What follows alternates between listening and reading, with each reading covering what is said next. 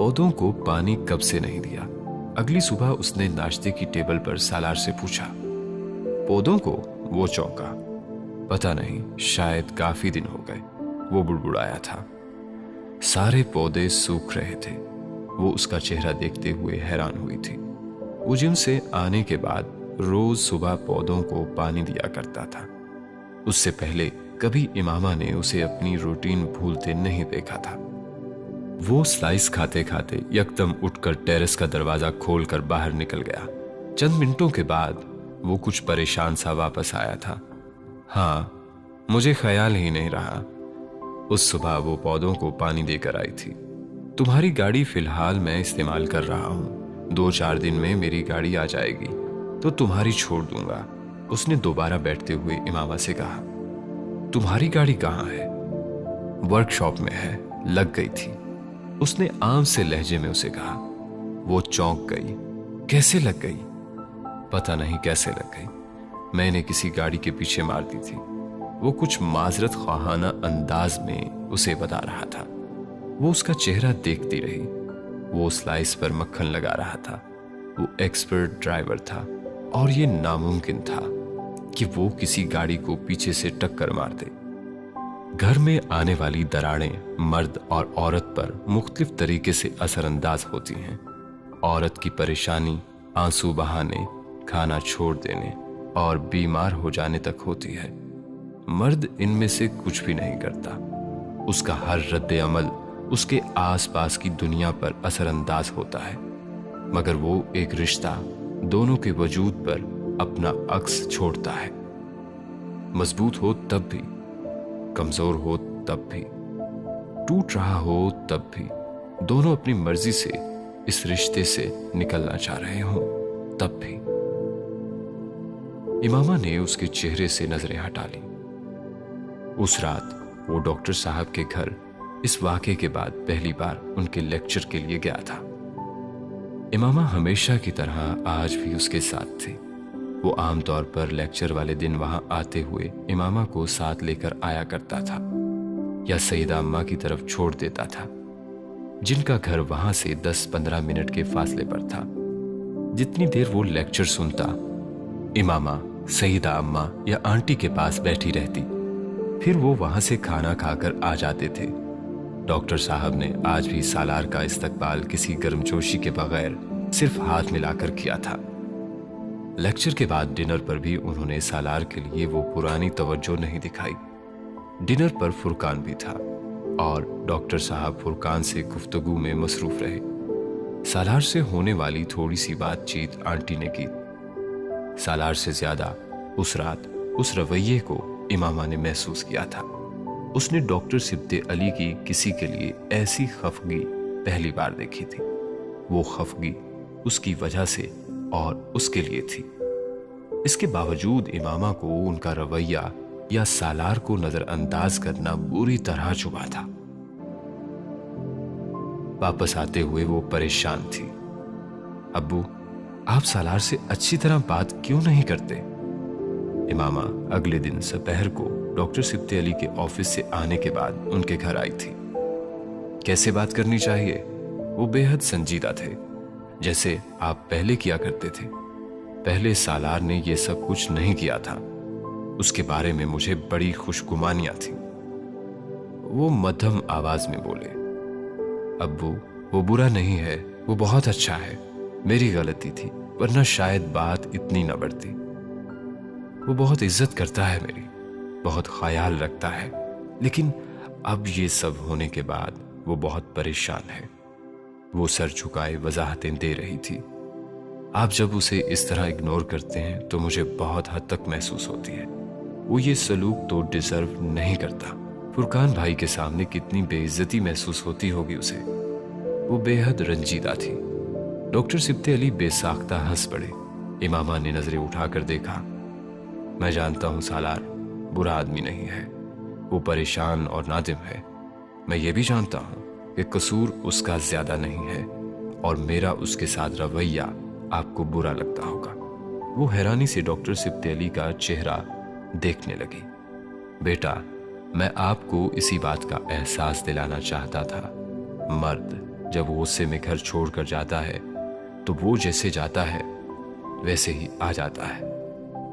उसके घर से जाने पर उसकी अपनी इज्जत पर हर्फ आता है, ना उसकी बीवी की इज्जत पर हर्फ आता है।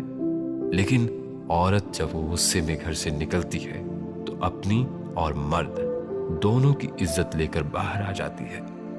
वो वापस आ जाए तब भी मर्द की और औरत दोनों की इज्जत कम हो जाती है। झगड़ा हुआ था, कोई बात नहीं, उसने गुस्से में बुरा भला कहा, जाने का कह दिया।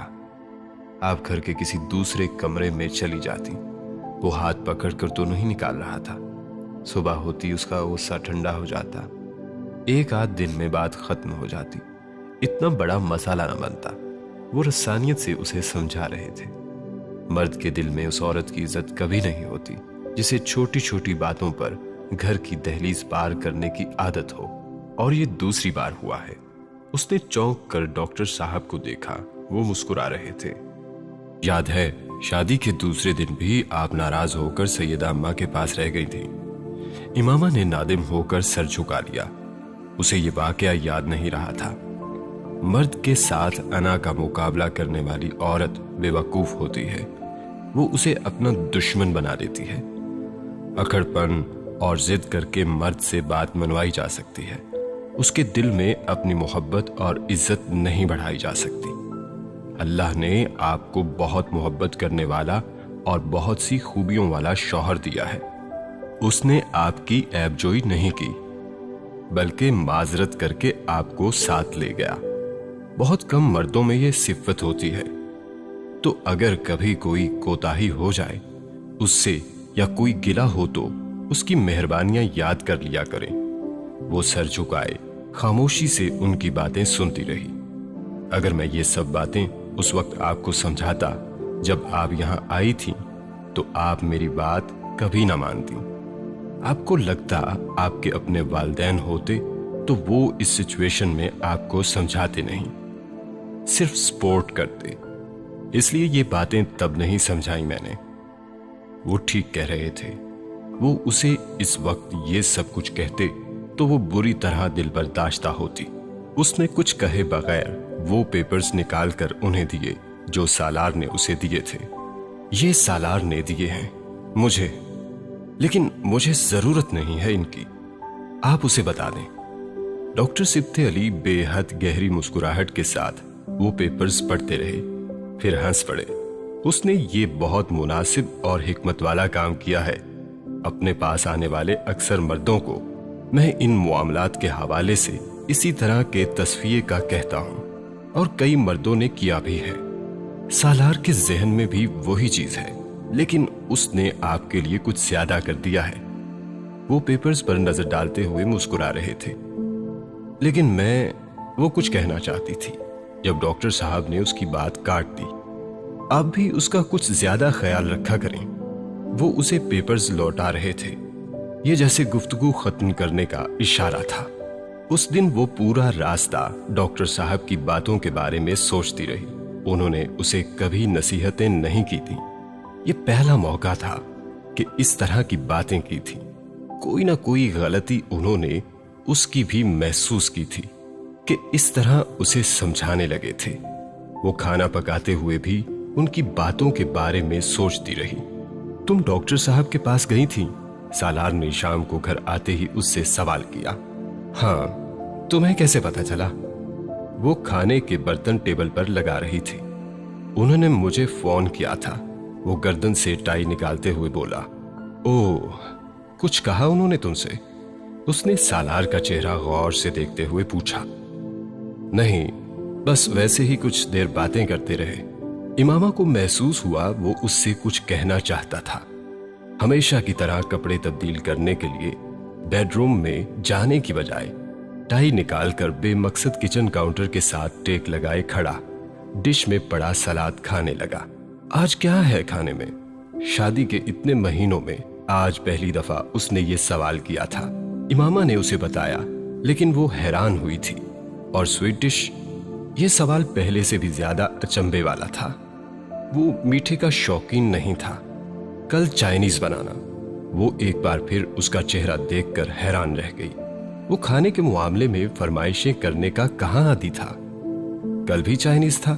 फ्रिज से पानी की बोतल निकालते हुए उसने सादा लहजे में सालार को याद दिलाया। वो गड़बड़ा गया। हाँ, कल भी चाइनीज था, कोई बात नहीं, कल फिर चाइनीज सही। आई मीन, इसमें कोई हर्ज नहीं। इमामा ने सिर्फ सर हिला दिया। वो अब फ्रिज से चपातियां बनाने के लिए आटा निकाल रही थी। एक्वा ब्लू कलर तुम पर अच्छा लगता है। वो फ्रिज का दरवाजा खोले जैसे करंट खाकर पलटी थी। उसने बेहद हैरत से सालार को देखा। एक्वा ब्लू नहीं है ये। उसकी आंखों के तासुर ने उसे गड़बड़ा दिया था। सालार, तुम्हारे साथ क्या मसला है? इमामा ने कहा। क्यों, क्या हुआ? मुझे लगा ये एक्वा ब्लू है। ये एक्वा ब्लू ही है, इसलिए तो पूछ रही हूं कि मसला क्या है। वो उसकी बात पर बेख्तियार हंस पड़ा। फिर कुछ कहे बगैर वो आगे बढ़ा और उसे साथ लगा लिया। Just wanted to thank you. सिर्फ तुम्हारा शुक्रिया अदा करना चाहता था। इमामा ने उसे कहते सुना।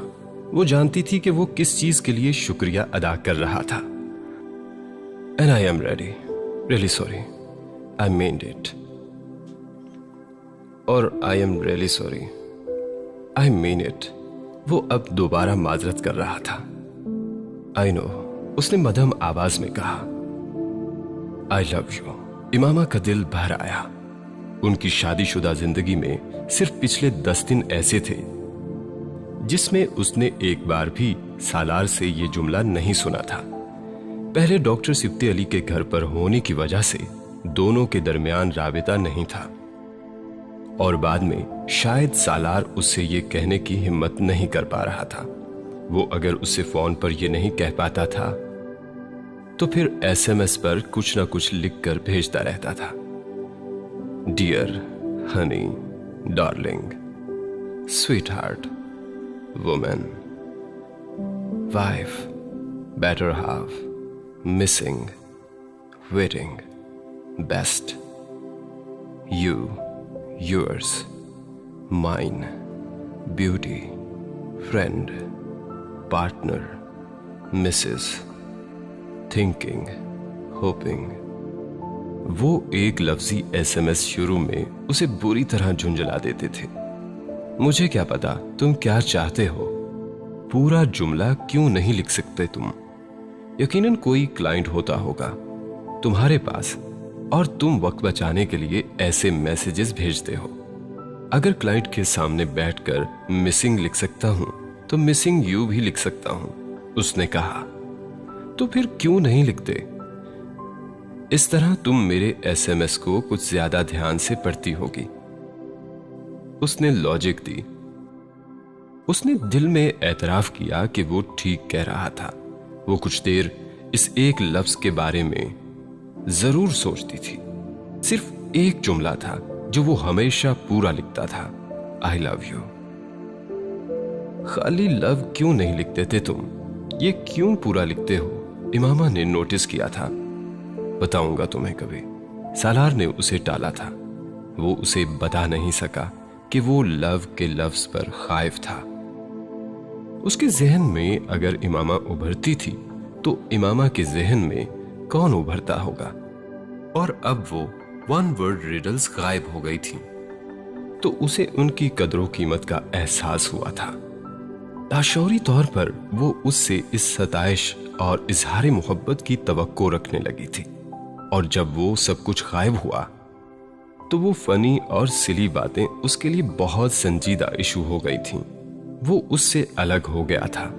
लेकिन तुम्हें कैसे पता चला कि ये एक्वा ब्लू है? अपनी पोरों से आंखें साफ करते हुए इमामा ने बात बदलने की कोशिश की थी। तुम हमेशा अजीब नाम लेती हो कलर्स के। एक्वा ब्लू वाहिद अजीब नाम था जो मुझे ब्लू कलर के लिए उस वक्त याद आया, उसने सादा लहजे में कहा। वो खिलखिलाकर हंस पड़ी। वो कलर ब्लाइंड था, उसे अब अंदाजा हो चुका था। वेरी स्मार्ट, उसने जैसे उसे दाद दी। You think so? वो हंसा। Yes I do. Thank you then. वो कहता हुआ किचन से निकल गया था। किचन के वस्त में खड़ी वो उसे जाते हुए देखती रही। वो दुनिया का सबसे अजीब रिश्ता था। दूर हो तो दीवारों का जंगल उग आए, पास हो तो कागज जैसी दीवार भी न रह पाए। नाराज हो तो गिलों के लिए समंदर भी कम पड़ जाए, और मोहब्बत हो तो गिला नाम की चीज सहरा में पानी बन जाए। गुस्सा हो तो एक दूसरे की शक्ल देखना भी गवारा ना हो, और गुस्सा खत्म हो तो एक दूसरे के बगैर करार मुश्किल हो जाए। वो भी शौहर और बीवी के रिश्ते में मुंसलिक हो जाने के बाद इस ताल्लुक के सारे नशीबो फराज से गुजर रहे थे, और पिछले 10 दिन उसकी जिंदगी का पहला नशेब था। क्या लोगी तुम? सालार ने मेन्यू कार्ड पर नजर डालते हुए कहा। मैं तो श्रिम्प्स की डिशेस में से कोई ट्राई करूंगा, तुम देख लो, तुम क्या चाहते हो? वो इस्लामाबाद में दूसरी बार बाहर खाना खाने निकले थे, और एहतियातन उन्होंने एक नए बने हुए चाइनीज रेस्टोरेंट का इंतखाब किया। उन्हें अंदाजा नहीं था कि उनकी तमाम एहतियात कम अज कम आज उनके काम नहीं आएगी।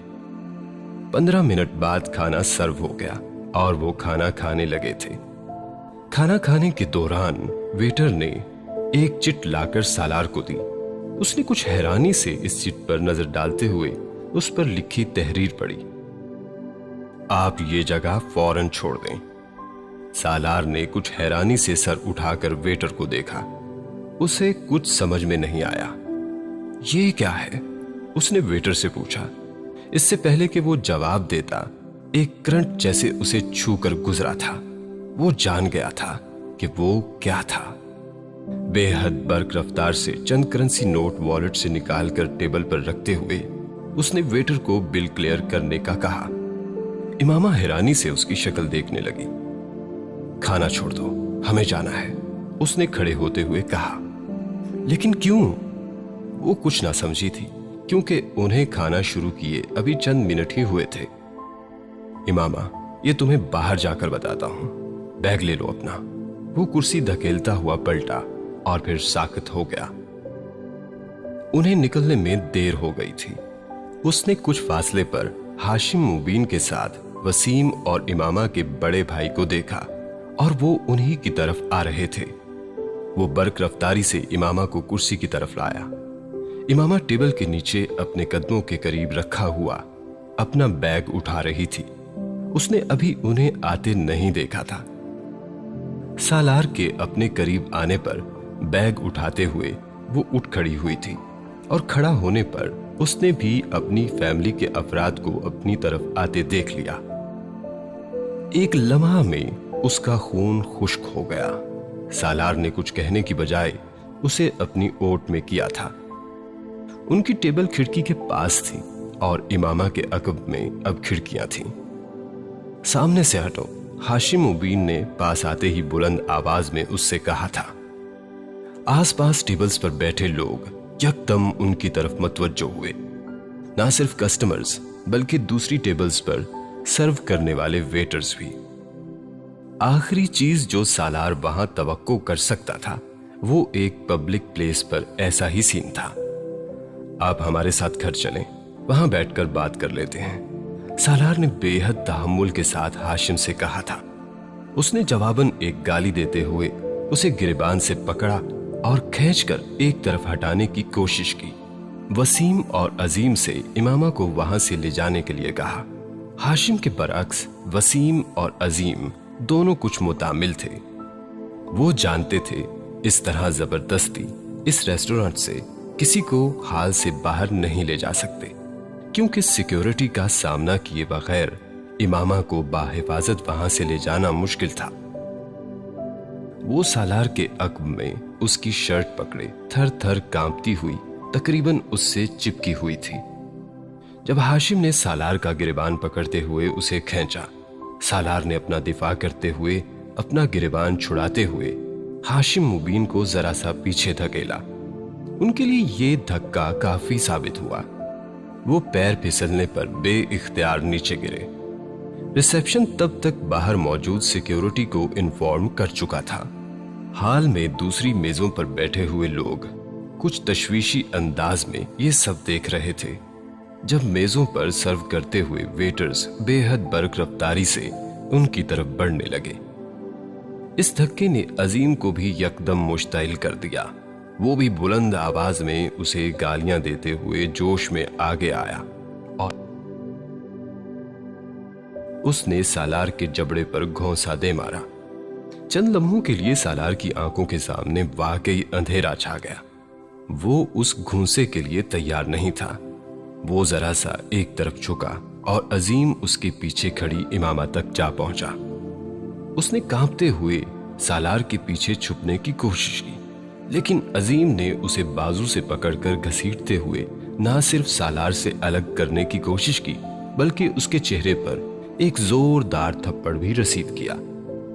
सालार तब तक संभल कर सीधा होते हुए उसे छुड़ाने के लिए पलटा था जब उसके बाएं कंधे की पुश्त पर दर्द की तेज लहर उठी। उसने होंठ भेंचकर अपनी चीख रोकी। वो हाशिम मुबीन थे जिन्होंने टेबल पर पड़ा चाकू उसकी पुश्त में मारने की कोशिश की थी, लेकिन आखिरी लम्हे में हिलने की वजह से वो उसके बाएं कंधे में जा लगा था। सिक्योरिटी और दूसरे वेटर्स तब तक करीब पहुंच चुके थे। सालार ने अपने कंधे की पुश्त से वो चाकू निकाल लिया। सिक्योरिटी वाले अब तीनों को पकड़ चुके थे। वो चाकू नोकदार होता तो जख्म बेहद खतरनाक होता, लेकिन अब भी उस चाकू का अगला सिरा उसके कंधे के गोश्त में धंसा हुआ था। इमामा ने ना तो हाशिम मुबीन को सालार को वो चाकू मारते देखा था, ना ही उसने सालार को वो चाकू निकालते देखा। रोटी वालों ने सालार को अजीम से छुड़ाते हुए अजीम को अपनी गिरफ्त में ले लिया। तब तक सालार अपनी जीन्स की जेब से सेल निकालकर सिकंदर को फोन पर वहां आने के लिए कह रहा था। उसके चेहरे पर तकलीफ के आसार थे, लेकिन वो इसके बावजूद अपने लहजे को हत्तउल मकदूर नॉर्मल रखते हुए सिकंदर से बात कर रहा था। वो दूसरे हाथ से अपनी पुश्त के इस जख्म को दबाए हुए था। उसके दबाने और महसूस करने के बावजूद उसके जख्म से खून बह रहा था। वो अपने कंधे से कमर तक खून की नमी महसूस कर रहा था, लेकिन उसे ये अंदाजा नहीं था कि खून कितनी मिकदार में निकल रहा था। सिक्योरिटी वाले इस गुफ्तगू के दौरान हाशिम मुबीन, वसीम और अजीम को वहां से ले जा चुके थे। रेस्टोरेंट के पूरे हाल में बेहद सरासमगी का आलम था। कुछ लोग वहां से उठकर चले गए थे और जो अभी वहां मौजूद थे वो उन दोनों को देख रहे थे। आपको फर्स्ट एड की जरूरत होगी, आप जाएं। मैनेजर ने उसकी पुश्त पर बहने वाले खून को देखते हुए कुछ तशवीश के आलम में उससे कहा। उसने यकीनन ये सोचा होगा कि हाल का माहौल उनकी मौजूदगी में नॉर्मल नहीं हो सकता था। इमामा ने मैनेजर की इस बात पर कुछ हैरान होकर सालार को देखा। वो अब फोन पर बात खत्म कर रहा था। इमामा ने उसके इस हाथ को पहली बार नोटिस किया जो वो कंधे के ऊपर से पीछे किए हुए था। क्या हुआ है? इमामा ने कदरे सरासमगी के आलम में कहा। कुछ नहीं। सालार ने अपना बाजू सीधा किया। इमामा ने उसकी खून आलूद उंगलियां देखी। उसने समझा कि शायद उसका हाथ जख्मी था। इसे क्या हुआ? उसने कुछ हवास बागता होकर पूछा। उसने जवाब देने की बजाय एक करीबी टेबल से नैपकिन उठाकर अपना हाथ साफ करते हुए इमामा को चलने का इशारा किया। मैनेजर और सिक्योरिटी के चंद लोगों के साथ चलते हुए वो मैनेजर के कमरे में आ गए। वो पुलिस को कॉल कर चुके थे और अब वो पुलिस के आने तक उन्हें वहां रोकना चाहता था, लेकिन सालार जख्मी था और उसे फर्स्ट एड देनी जरूरी थी। मैनेजर के कमरे में पहुंचकर ही इमामा ने पहली बार सालार की खून आलूद पुश्त देखी और वो धक से रह गई थी। एक करीबी क्लिनिक से पहुंचने वाली एम्बुलेंस के आने तक उन्होंने उसकी शर्ट उतारकर उसका खून रोकने की कोशिश की, मगर जख्म गहरा था और टांकों के बगैर ठीक होना मुश्किल था। वो इस कदर शॉक्ड थी कि वो रेस्टोरेंट के अमले के अफराद की फर्स्ट एड और सालार को गुमसुम देखती रही। وہ کیا کچھ کر سکتی تھی یا اسے کیا کرنا چاہیے تھا اسے سمجھ میں نہیں آ رہا تھا۔ اگلے 5-7 منٹ میں پولیس، ایمبولینس اور سکندر آگے پیچھے ہی پہنچے تھے۔ سکندر کے آتے ہی سالار نے امامہ کو گھر کی بجائے فوری طور پر کہیں اور بھیجنے کے لیے کہا۔ سکندر خود سالار کو ہاسپٹل لے کر جا رہے تھے۔ چاہنے کے باوجود سالار سے یہ نہیں کہہ سکی کہ وہ اس کے ساتھ جانا چاہتی ہے۔ سکندر نے اسے فوری طور پر اپنے بڑے بھائی شاہ نواز کے گھر ڈرائیور اور پولیس کی سیکیورٹی میں بھجوایا تھا۔ شاہ نواز کی فیملی گھر پر نہیں تھی۔ عجلت میں انہوں نے نوکروں کو امامہ کا خیال رکھنے کی تاکید کی اور سکندر کی طرف چلے گئے۔ وہ بت کی طرح آ کر گیسٹ روم میں بیٹھ گئی۔ اسے سب کچھ ایک بھیانک خواب کی طرح محسوس ہو رہا تھا۔ سالار کو کسی نے چاقو کے ساتھ زخمی کیا تھا، یہ اس نے سن لیا تھا، مگر یہ اس کے باپ نے کیا تھا یا بھائیوں میں سے کسی نے، یہ وہ نہیں جان سکی تھی۔ ریسٹورانٹ کی سیکیورٹی نے ہاشم، وسیم اور عظیم کو پولیس کے آنے تک ایک کمرے میں بند کر دیا تھا، اور اس کے بعد اب آگے کیا ہونے والا تھا اسے سوچتے ہوئے اپنا وجود مفلوج ہوتا محسوس ہو رہا تھا۔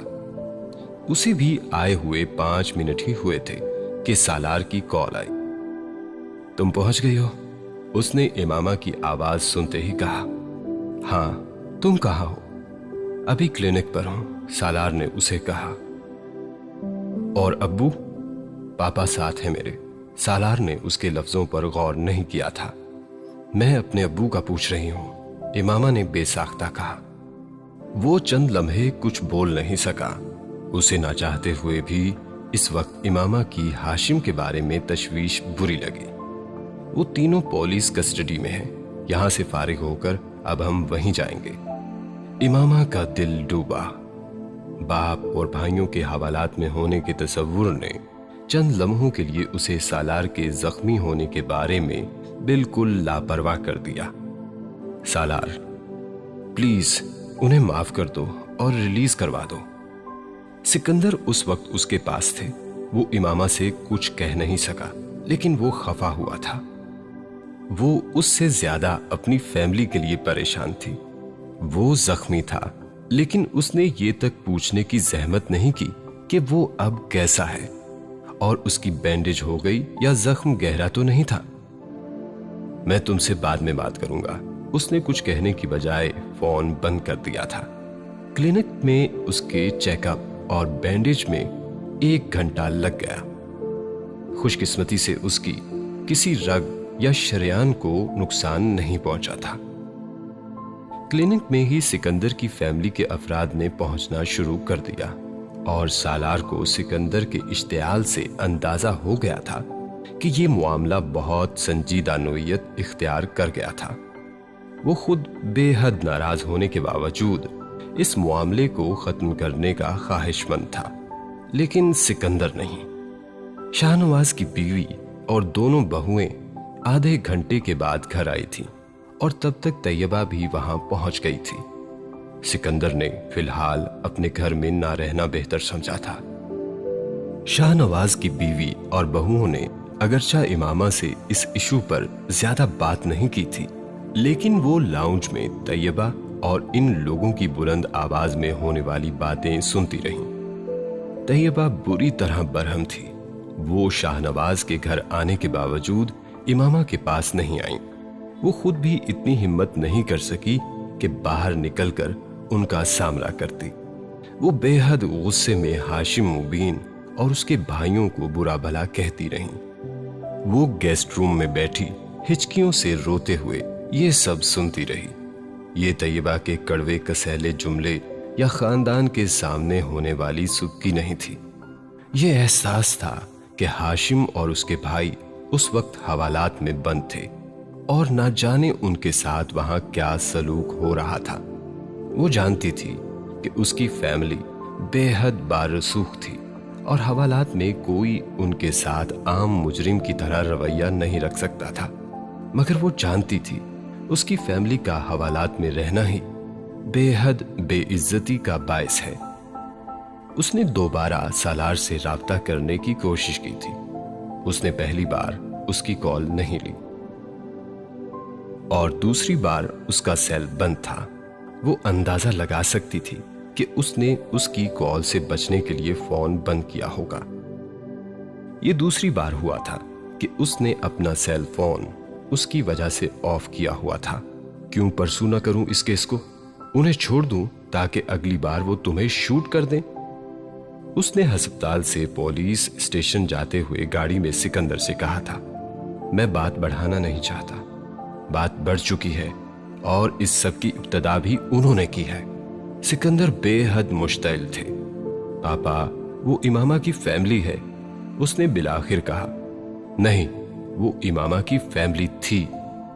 انہیں اگر امامہ کی پرواہ ہوتی تو وہ اس کے شوہر پر کبھی ہاتھ نہ اٹھاتے، اور اگر انہیں امامہ کی پرواہ نہیں ہے تو امامہ کو بھی ان کی پرواہ نہیں کرنی چاہیے۔ انہوں نے بین السطور کیا کہا تھا سالار کو سمجھنے میں کوئی دقت نہیں ہوئی۔ یہ ایک حد تھی جو میں کبھی نہیں چاہتا تھا کہ وہ پار کریں، لیکن انہوں نے یہ حد پار کر لی ہے۔ میری فیملی میں سے کسی کو تکلیف پہنچے گی تو میں ہاشم فیملی کو کسی سیف ہیون میں نہیں رہنے دوں گا۔ I will pay them in the same coin۔ میں انہیں انہی کی زبان میں جواب دوں گا۔ یہ بات تم اپنی بیوی کو بتا بھی دو اور سمجھا بھی دو۔ پاپا پلیز، اس ایشو کو حل ہونا چاہیے، سالار نے باپ سے کہا۔ سکندر کا مشتعل رویہ اسے خائف کرنے لگا تھا۔ وہ بے حد متحمل مزاج تھے، لیکن اس وقت سالار ان کا ایک نیا روپ دیکھ رہا تھا۔ یہ خواہش ان کو کرنی چاہیے، صرف تب یہ مسئلہ حل ہوگا۔ How dare he touch my son؟ اسے میرے بیٹے کو ہاتھ لگانے کی ہمت بھی کیسے ہوئی؟ اس کا خیال ہے میں برداشت کروں گا؟ یہ غنڈہ گردی ہے۔ اب وہ مجھے پولیس اسٹیشن سے نکل کر دکھائے۔ انہیں ٹھنڈا کرنے کی اس کی ہر کوشش ناکام ہو رہی تھی۔ معاملہ کس حد تک بڑھ جائے گا اس کا اندازہ سالار کو نہیں تھا۔ اگلے 2 گھنٹوں میں جہاں اس کی فیملی پولیس اسٹیشن میں آ گئی تھی، وہاں ہاشم مبین کی بھی پوری فیملی وہاں موجود تھی۔ یہ صرف 2 بارسوخ فیملیز کا مسئلہ نہیں رہا تھا، یہ کمیونٹیز کا مسئلہ بن گیا تھا۔ اسلام آباد پولیس کے تمام اعلیٰ افسران اس معاملے کو حل کرانے کے لیے وہاں موجود تھے۔ ہاشم مبین کو سب سے بڑی مشکل اس ریسٹورنٹ کی انتظامیہ کی وجہ سے ہو رہی تھی جہاں یہ سب کچھ ہوا تھا۔ یہ سب کہیں اور ہوتا تو وہ بھی جواباً سالار اور اس کی فیملی کے خلاف 10-12 FIR رجسٹر کروا چکے ہوتے، لیکن ہال میں لگے سیکیورٹی کیمروں کی ریکارڈنگ ہاشم مبین کو ایک لمبے عرصے کے لیے جیل میں رکھنے کے لیے کافی تھی۔ ابتدائی غصے اور اشتعال کے دورے کے بعد بالآخر ہاشم فیملی نے واقعے کی سنگینی کو محسوس کرنا شروع کر دیا، مگر مسئلہ یہ ہو رہا تھا کہ سکندر فیملی کسی قسم کی لچک دکھانے پر تیار نہیں تھی۔ فجر تک وہاں بیٹھے رہنے کے بعد بھی مسئلے کا کوئی حل نہیں نکلا اور وہ بالآخر گھر واپس آ گئے۔ وہ واپسی پر سارے راستے سکندر کو کیس واپس لینے پر قائل کرنے کی کوشش کرتا رہا اور اس میں ناکام رہا تھا۔ سکندر اب اس معاملے میں اپنے بھائیوں کو شامل کرنے کے بعد سب کچھ اتنے آرام سے ختم کرنے پر آمادہ نہیں تھے۔ وہ شاہ نواز کے گھر آنے سے پہلے اپنے گھر سے اپنے اور امامہ کے کچھ کپڑے لے آیا تھا۔ شاہ نواز کے گھر گیسٹ روم میں داخل ہوتے ہی امامہ نے اس سے پوچھا تھا، ابو اور بھائی ریلیز ہو گئے؟ اس کا دماغ گھوم گیا تھا۔ تو واحد چیز جس کی اسے پرواہ تھی وہ صرف اتنی تھی کہ اس کے باپ اور بھائی رہا ہو جائیں۔ اس کا زخم کیسا تھا، اس کی طبیعت ٹھیک تھی، اسے ان میں سے جیسے کسی چیز میں دلچسپی ہی نہیں تھی۔ نہیں، وہ ہوں گے بھی نہیں۔ وہ بے حد خفگی سے کہتے ہوئے کپڑے تبدیل کرنے کے لیے واش روم میں گیا تھا۔ پین کلرز لینے کے باوجود اس وقت تک جاگتے رہنے کی وجہ سے اس کی حالت کافی خراب تھی اور رہی صحیح کسر امامہ کی عدم توجہی نے پوری کر دی تھی۔ وہ پولیس اسٹیشن میں ہیں، اس کے واش روم سے نکلتے ہی اس نے سرخ سوجی ہوئی آنکھوں کے ساتھ اس سے پوچھا تھا۔ وہ جواب دیے بغیر بیڈ پر کروٹ کے بل لیٹ گیا اور آنکھیں بند کر لیں۔ وہ اٹھ کر اس کے پاس آ کر بیٹھ گئی۔ کیس واپس لے لو سالار، انہیں معاف کر دو، اس کے بازو پر ہاتھ رکھتے ہوئے اس نے ملتجیانہ انداز میں اس سے کہا۔ سالار نے آنکھیں کھول دیں۔ امامہ، میں اس وقت سونا چاہتا ہوں، تم سے بات نہیں کرنا چاہتا۔ میرے ابو کی کتنی عزت ہے شہر میں، وہ وہاں کیسے ہوں گے اور کیسے برداشت کر رہے ہوں گے یہ سب کچھ۔ وہ رونے لگی تھی۔ عزت صرف تمہارے ابو کی ہے، میرے باپ، میری فیملی کی کوئی عزت نہیں ہے؟ وہ بے ساختہ کہہ گیا تھا۔ وہ سر جھکائے ہونٹ کاٹتے ہوئے روتی رہی۔ یہ سب میرا قصور ہے، میری وجہ سے ہوا ہے یہ سب کچھ۔ مجھے تم سے شادی نہیں کرنی چاہیے تھی۔ تمہارے پاس ہر چیز کی وجہ صرف شادی ہے۔ تم مجھ سے شادی کر کے جہنم میں آ گئی ہو۔ شادی نہ ہوئی ہوتی تو جنت میں ہوتی تم، ہے نا؟ وہ بری طرح برہم ہوا تھا۔ میں تمہیں تو الزام نہیں دے رہی، میں تو، اس نے خائف ہوتے ہوئے کچھ کہنا چاہا تھا۔ شو می سم لائلٹی امامہ، کچھ میرے ساتھ وفاداری کا مظاہرہ کرو۔ ویسے ہی وفاداری جیسی تم اپنے باپ اور بھائیوں کے لیے دکھا رہی ہو۔ وہ بول نہیں سکی تھی۔ اس نے جیسے اسے جوتا کھینچ مارا تھا۔ اس کا چہرہ سرخ ہو گیا تھا۔ اسے اندازہ نہیں تھا وہ اسے کبھی اتنی ہرٹ کرنے والی بات کہہ سکتا تھا، لیکن وہ اسے کہہ رہا تھا۔ وہ ایک لفظ کہے بغیر اس کے بستر سے اٹھ گئی۔ سالار نے اس کو روکنے کی بجائے آنکھیں بند کر لی تھی۔ دوبارہ اس کی آنکھ دوپہر 12:30 بجے کندھے میں ہونے والی تکلیف کی وجہ سے کھلی تھی۔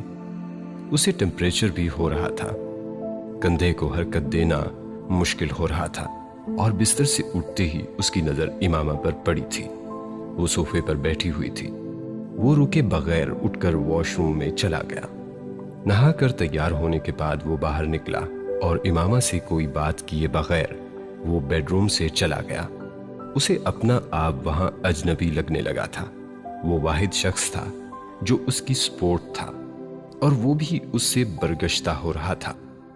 میں کیس واپس لے رہا ہوں، لنچ ٹیبل پر بیٹھے اس نے اعلان کرنے والے انداز میں کہا۔ پورے ٹیبل پر ایک لمحے کے لیے خاموشی چھا گئی۔ وہاں سکندر کے ساتھ ساتھ شاہ نواز اور ان کی فیملی بھی تھی۔ میں نے اس پورے معاملے کے بارے میں سوچا ہے، اور طیبہ نے بے حد تلخی سے اس کی بات کاٹی تھی۔ تم سوچنا کب کا چھوڑ چکے ہو، یہ تمہاری بیوی کی پڑھائی ہوئی پٹی ہوگی۔ ممی، امامہ کو اس پوری ایکویشن میں سے نکال دیں۔ اچھا، تو پھر تم اسے طلاق دے دو، یہ سارا معاملہ ہی ختم ہو جائے گا۔ وہ ماں کا چہرہ دیکھتا رہا، پھر اس نے ہاتھ میں پکڑا کانٹا رکھ دیا۔ یہ میں نہیں کر سکتا، اور یہ میں کبھی نہیں کروں گا۔ تو پھر ہم بھی وہ نہیں کریں گے جو تم چاہتے ہو۔ امامہ کا باپ اور بھائی جیل میں ہی رہیں گے۔ طیبہ نے بھی اسی کے انداز میں کہا۔ تمہیں کچھ اندازہ ہے کہ یہ سارا معاملہ کتنا بڑھ چکا ہے؟ کیس واپس لینے کا مطلب ان کو شے دینا ہے۔ تم پوری فیملی کو خطرے میں ڈال رہے ہو۔ شاہ نواز نے مداخلت کی۔ رسک تو کیس چلنے کی صورت میں بھی ہوگا، بلکہ زیادہ ہوگا۔ یہ کیس تو مسئلہ حل نہیں کرے گا۔ وہ جانتا تھا جو کچھ وہ کہہ رہا تھا اس سے پوری فیملی کی کتنی لعنت ملامت اسے ملنے والی تھی۔ وہ سب کچھ اس کے لیے غیر متوقع نہیں تھا۔ وہ امامہ کو خوش کر سکتا تھا یا اپنی فیملی کو، اور اپنی فیملی کو ناخوش کرنا اس کے لیے بہتر تھا۔ وہ اندر کمرے میں بیٹھی باہر سے آنے والی آوازیں سن رہی تھی، لیکن اب وہ لوگ کیا کہہ رہے تھے وہ سمجھ نہیں پا رہی تھی۔ ملازم بالآخر اسے کھانے کے لیے پوچھنے آیا، اور وہ شدید بھوک کے باوجود نہیں گئی۔ وہ اس وقت لنچ ٹیبل پر بیٹھنے کی ہمت نہیں رکھتی تھی، اس سے بھوکا مرنا زیادہ بہتر تھا۔ وہ رات کے 9 بجے تک اسی طرح کمرے میں بیٹھی رہی۔ سالار کا کوئی اتا پتا نہیں تھا، کوئی کال، کوئی میسج نہیں۔ وہ صوفے پر بیٹھی تھکن کے عالم میں کب سو گئی اسے اندازہ نہیں ہوا تھا۔ रात गए उसकी आंख सालार के कंधा हिलाने पर खुली थी। वो हड़बड़ा गई थी। उठ जाओ, हमें जाना है। वो कमरे से अपनी चीजें समेट रहा था। वो कुछ देर बैठी अपनी आंखें रगड़ती रही। केस वापस ले लिया है मैंने, तुम्हारी फैमिली रिलीज हो गई है। वो ठटकी थी। वो बैग की जिप बंद कर रहा था। किसी ने जैसे इमामा के कंधों से मनोबोझ हटाया था। उसके चेहरे पर आने वाला इत्मीनान वो भी नोटिस किए बगैर नहीं रह सका। उसके पीछे बाहर लाउंज में आते हुए उसने माहौल में मौजूद तनाव और कशीदगी महसूस की थी। शाहनवाज और सिकंदर दोनों बेहद संजीदा थे और तैयबा के माथे पर शिकने थी। वो नर्वस हुई थी। वहां से रुखसत होते हुए उसने सिर्फ अपने लिए नहीं, शाहनवाज के रवैये में सालार के लिए भी सर्द महरी महसूस की थी। वो सालार के साथ जिस गाड़ी में थी उसे ड्राइवर चला रहा था। सिकंदर और तैयबा दूसरी गाड़ी में थे। सालार पूरा रास्ता खिड़की से बाहर देखता किसी गहरी सोच में डूबा रहा। वो वक्फे वक्फे से उसे देखने के बावजूद उसे मुखातिब करने की हिम्मत नहीं कर सकी थी। घर पहुंचने के बाद भी सबकी खामोशी और सर्द महरी वैसी ही थी। सालार सिकंदर और तैयबा के साथ लाउंज में बैठ गया और वो कमरे में चली आई थी। आधे घंटे के बाद मुलाजिम उसे खाने पर बुलाने आया था। तुम मुझे यहीं पर खाना दे दो। भूख इस कदर शदीद थी कि इस बार वो खाने से इनकार नहीं कर सकी। मुलाजिम की वापसी 2 मिनट बाद ही हो गई थी। सालार साहब कह रहे हैं आप बाहर सबके साथ आकर खाना खाएं। वो कुछ देर बैठी रही। ये बुलावा कुछ गैर मतवक्को था। टेबल पर सिकंदर, तैयबा और घर के दूसरे अफराद के साथ बैठकर खाना खाना इस वक्त बहुत मुश्किल था। वो खाना अंदर लाने के लिए ना कह चुकी होती तो इस वक्त भूख ना होने का बहाना कर देती, लेकिन अब ये मुश्किल था। हिम्मत करते हुए जब वो बिलाखिर डाइनिंग रूम में आई तो सब टेबल पर बैठे खाना खा रहे थे। कामरान की बीवी जुबा तैयबा से कुछ बात कर रही थी। उसकी आमद पर कोई खास रद्द अमल नहीं हुआ। सिर्फ सालार अपनी प्लेट में कुछ डाले बगैर उसका इंतजार कर रहा था। उसके बैठने पर उसी ने उससे पूछते हुए चावल की डिश उसकी तरफ बढ़ाई थी और फिर खाने के दौरान वो बगैर पूछे कुछ न कुछ उसकी तरफ बढ़ाता गया। वो टेबल पर होने वाली बातचीत खामोशी से सुनती रही और शुक्र अदा करती रही कि वो उससे मुतल्लिका नहीं थी।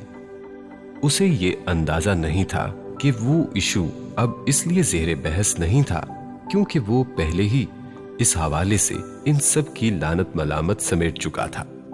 माहौल आहिस्ता आहिस्ता नॉर्मल हो रहा था। तूफान गुजरने के बाद अब उसके असरात भी मादूम होने लगे थे। वो खाने के बाद बेडरूम में सालार के साथ ही आई।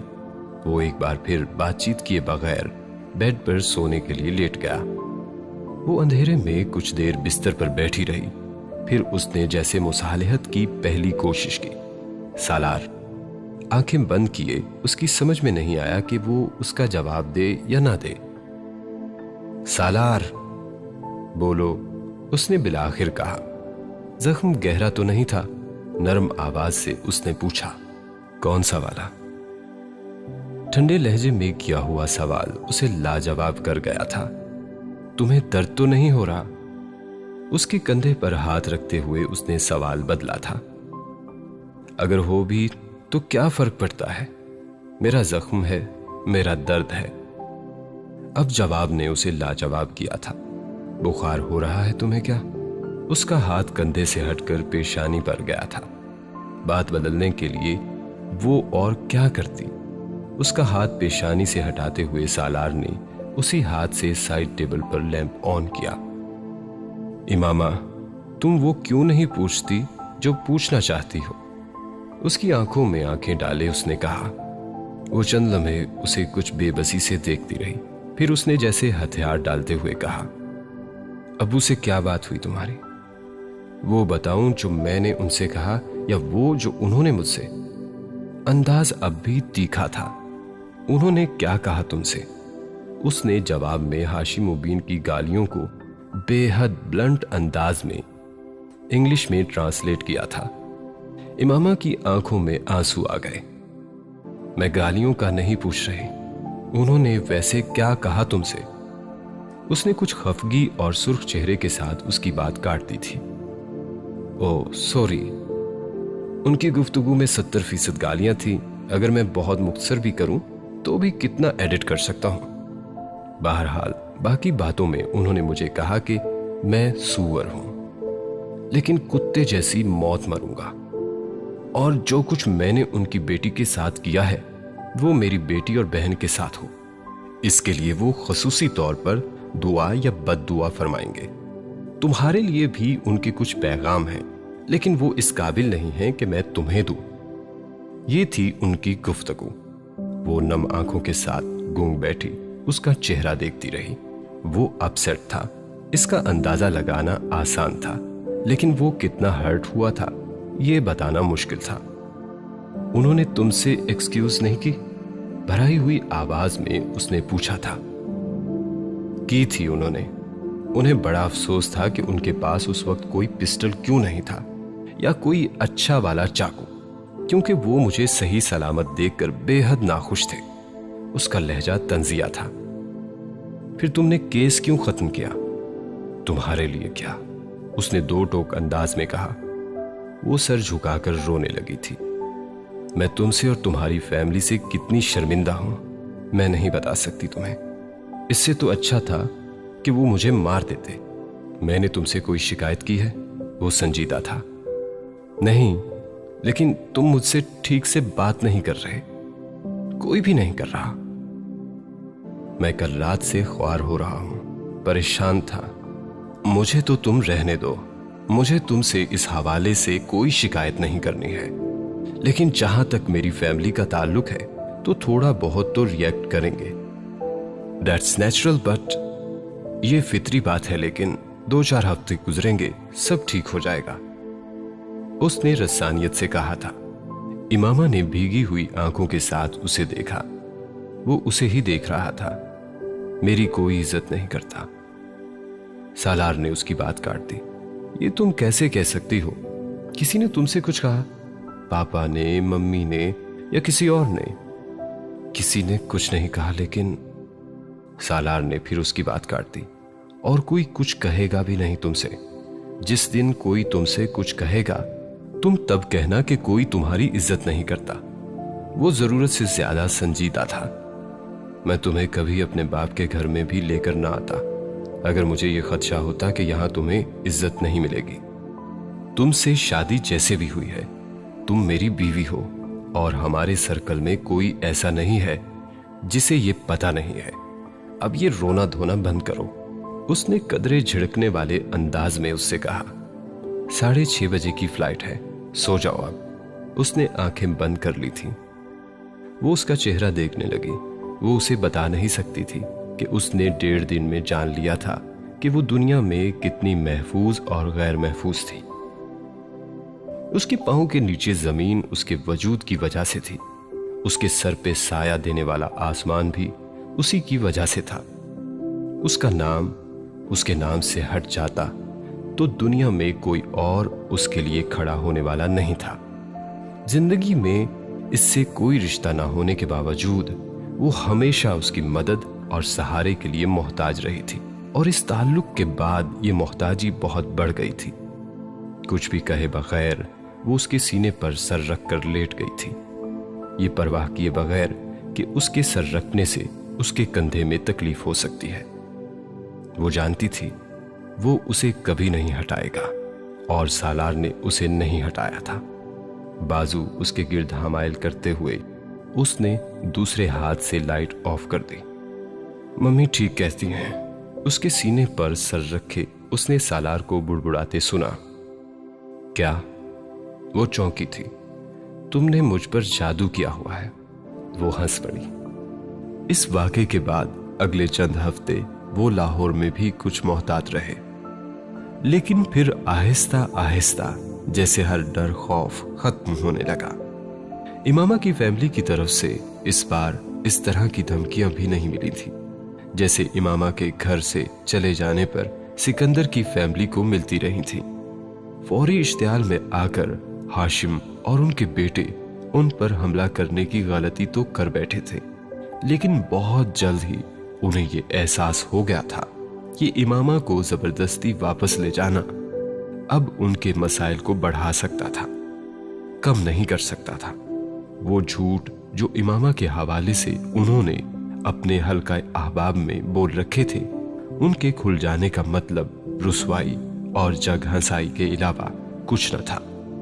एक पर्दा पड़ा हुआ था, उसे पड़ा रहने देना ज्यादा समझदारी थी। उनका वास्ता सिकंदर जैसी फैमिली से ना पड़ता तो वो इस मामले पर अपनी अना को इतना नीचे ना लाते, लेकिन यहां अब मजबूरी थी। पुलिस स्टेशन में तस्फिया के दौरान सिकंदर ने हाशिम मुबीन को साफ साफ बता दिया था कि सालार और इमामा को किसी भी तरह पहुंचने वाले नुकसान की जिम्मेदारी वो हाशिम के खानदान के अलावा किसी दूसरे पर नहीं डालेंगे। आम हालात में हाशिम इस बात पर मुश्तइल होते, लेकिन एक रात हवालात से निकलने के लिए हर तरह के असर रसूख इस्तेमाल करके नाकाम होने के बाद उनका जोश होश में तब्दील होने लगा था। जहां तक सालार और इमामा का ताल्लुक था, उनके लिए ये सब कुछ ब्लेसिंग इन डिस्गाइज यानी शर से खैर था। वो खदशात जिनका शिकार वो इस्लामाबाद में कयाम के दौरान होते थे, वो आहिस्ता आहिस्ता गायब होने लगे थे, और ये खास तौर पर इमामा के लिए मौजे से कम नहीं था। उसने तसव्वुर भी नहीं किया था कि वो कभी इतनी आजादी के साथ रह सकेगी। सालार ने ठीक कहा था, चंद हफ्तों में उसकी फैमिली का रवैया फिर पहले जैसा ही हो गया था, हत्ता कि तैयबा की तलखी भी खत्म हो गई थी, और इसमें ज्यादा हाथ इमामा का ही था। वो फितरतन सुलहजो और फरमाबरदार थी। रही सही कसर उसके हालात ने पूरी कर दी थी।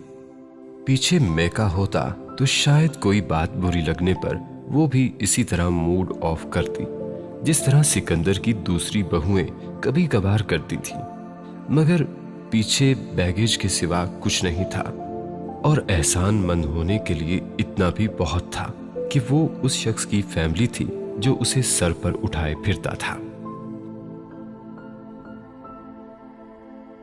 कोई वसीम हाशिम साहब मिलना चाह रहे हैं आपसे। अपने ऑफिस की कुर्सी में झूलता सालार कुछ देर के लिए साकत हो गया था। कहां से आए हैं? उसने एक लम्हे के लिए अपने कॉन्टैक्ट्स की लिस्ट खंगाली थी, और वहां सिर्फ वसीम हाशिम था। इस्लामाबाद से कह रहे हैं कि आपके दोस्त हैं, रिसेप्शनिस्ट ने मजीद बताया। भेज दो। उसने इंटरकॉम रख दिया और खुद सीधा होकर बैठ गया। आज के दिन वो ऐसे किसी विजिट के लिए तैयार नहीं था। वसीम के वहां आने का मकसद क्या था? दोनों खानदानों के दरमियान होने वाले झगड़े को चंद हफ्ते गुजर चुके थे। वो चंद लम्हों तक कुछ सोचता रहा, फिर अपनी कुर्सी से उठकर दरवाजे की तरफ बढ़ा। तभी वसीम दरवाजा खोलकर अंदर दाखिल हुआ था। एक लम्हे के लिए दोनों साकत हुए थे, फिर सालार ने हाथ बढ़ाया। वसीम ने भी हाथ बढ़ा दिया था। एक तवील अरसे के बाद उन दोनों के दरमियान होने वाली वो पहली मुलाकात थी। क्या लोगे? चाय, कॉफी?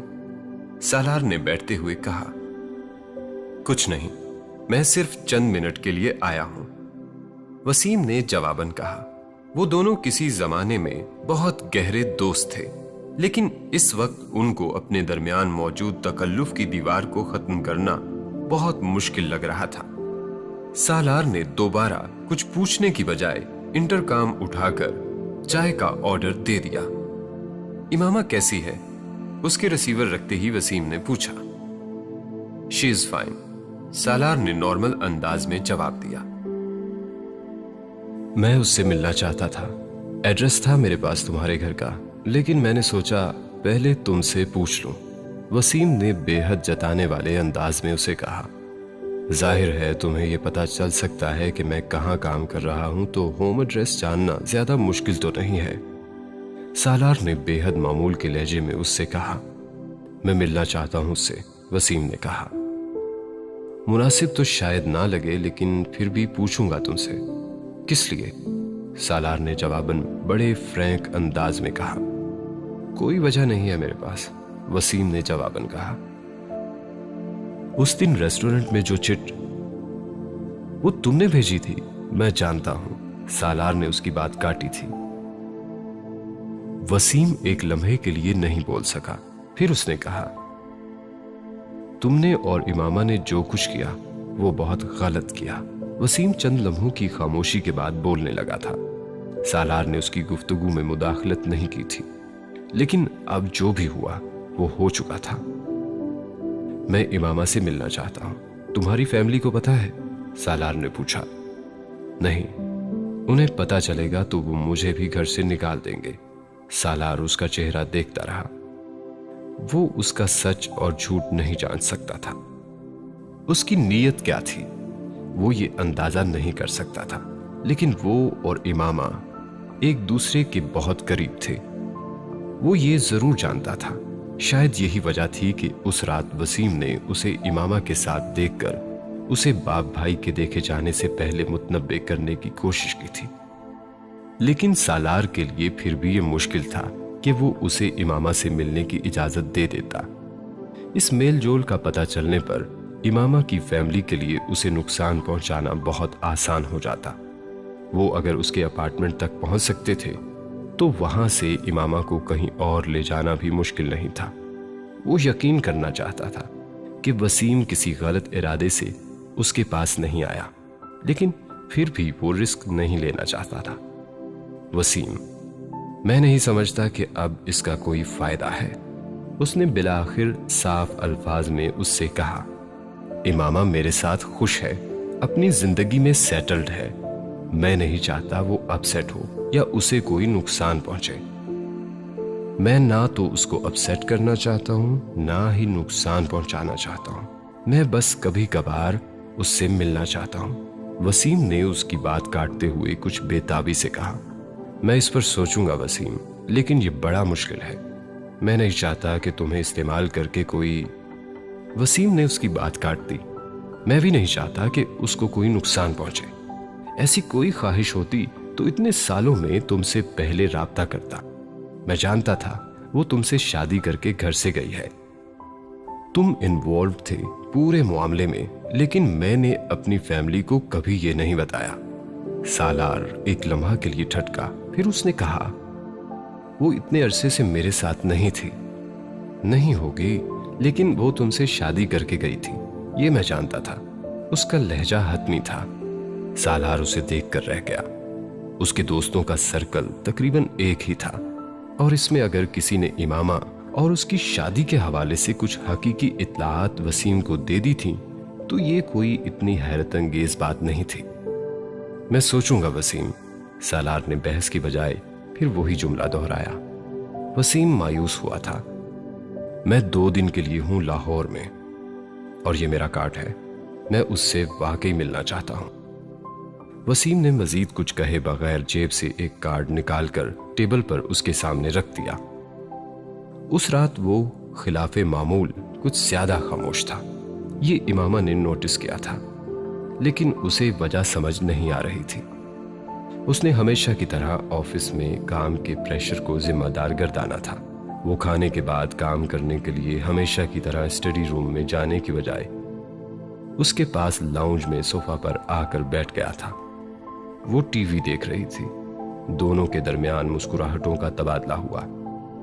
फिर वो भी टीवी देखने लगा। 5-10 मिनट की खामोशी के बाद इमामा ने बिलाखिर एक गहरा सांस लेकर उसे कहते सुना, इमामा, अगर तुम वादा करो कि तुम खामोशी से तहम्मुल से मेरी बात सुनोगी, आंसू बहाए बगैर, तो मुझे तुमसे कुछ कहना है। वो चौंक कर उसकी तरफ मतवज्जो हुई। वो बेहद संजीदा था। क्या कहना है? वो कुछ हैरान थी। वसीम तुमसे मिलना चाहता है, उसने बिला तमहीद कहा। वो हिल नहीं सकी। वसीम, मेरा भाई, इमामा ने बिलाखिर कहा। उसके लहजे में बेयकीनी थी। सालार ने सर हिलाया। फिर वो उसे अपनी और उसकी आज की मुलाकात की तफसीलात बताने लगा था, और इन तफसीलात के दौरान बरसात शुरू हो चुकी थी। सालार ने बेहद तहम्मुल का मुजाहरा किया। तहम्मुल के अलावा वो और किस चीज का मुजाहरा कर सकता था? तुमने क्यों उसे यहां आने नहीं दिया? तुम उसे साथ लेकर आते। उसने हिचकियों और सिसकियों के साथ रोते हुए गुफ्तगू के दरमियान में ही उसकी बात काटी। मुझे पता था वसीम मुझे माफ कर देगा। वो भी मुझे इतना ही मिस करता होगा जितना मैं उसे करती हूं। मैं तुमसे कहती थी ना कि वो। सालार ने उसकी बात काटी। जज्बाती होने की जरूरत नहीं है इमामा। मैं नहीं जानता वो क्यों मिलना चाहता है तुमसे, लेकिन उसके तुम्हारे साथ मिलने के बड़े नुकसानदेह नताइज हो सकते हैं। सालार उसके आंसुओं से मुतासिर हुए बगैर बोला था। वो वसीम के हवाले से वाकई कुछ खदशात का शिकार था। कुछ नहीं होगा, मुझे पता है, कुछ नहीं होगा। वो बहुत अच्छा है। तुम उसे फोन करके अभी बुला लो। मैं कल उसे बुलाऊंगा, लेकिन वो अगर कभी अकेले यहां आना चाहे या तुम्हें कहीं बुलाए तो तुम नहीं जाओगी, सालार ने उसकी बात काटते हुए कहा। और मैं एक बार फिर दोहरा रहा हूं, ना वो यहां अकेला आएगा, ना तुम उसके फोन करने पर कहीं जाओगे। सालार ने बड़ी सख्ती से उसे ताकीद की थी। मैं उसके बुलाने पर कहीं नहीं जाऊंगी, लेकिन उसके यहां आने पर क्यों एतराज है तुम्हें? उसने एहतजाज किया। वो मेरे घर पर होते हुए आए, मुझे कोई एतराज नहीं, लेकिन वो अकेला यहां ना आए। वो तो खैर मैं नीचे सिक्योरिटी वालों को भी बता दूंगा। वो मेरा भाई है सालार। इमामा को बेइज्जती महसूस हुई। जानता हूं, इसीलिए तुमसे ये सब कुछ कह रहा हूं। मैं तुम्हारे हवाले से उस पर या किसी पर भी एतबार नहीं कर सकता, लेकिन तुम मुझे बस ये बताओ तुम्हें उससे मिलना है या नहीं। अगर तुम्हें बहस करनी है इस इशू पर तो बेहतर है वसीम आए ही नहीं। सालार ने उसे जुमला मुकम्मल नहीं करने दिया। ठीक है, मैं उसे अकेले नहीं बुलाऊंगी। उसने आंखें रगड़ते हुए फौरन से पेशतर घुटने टेके थे। मुझे उससे फोन पर बात करनी है। सालार ने कुछ कहने की बजाय वसीम का विजिटिंग कार्ड लाकर उसे दे दिया। वो खुद स्टडी रूम में चला गया था। चंद बार बेल होने पर वसीम ने फोन उठाया था और उसकी आवाज सुनने पर इमामा के हलक में आंसुओं का फंदा लग गया था। हेलो, मैं इमामा हूं। वसीम दूसरी तरफ कुछ देर बोल नहीं सका था, और फिर जब बोलने के काबिल हुआ तब तक उसकी आवाज भी भराने लगी थी। वो 2 घंटे तक एक दूसरे के साथ बात करते रहे थे, बेहंगम, बेरब्त, बेमकसद, खामोशी के लंबे वक्फों वाली गुफ्तगू।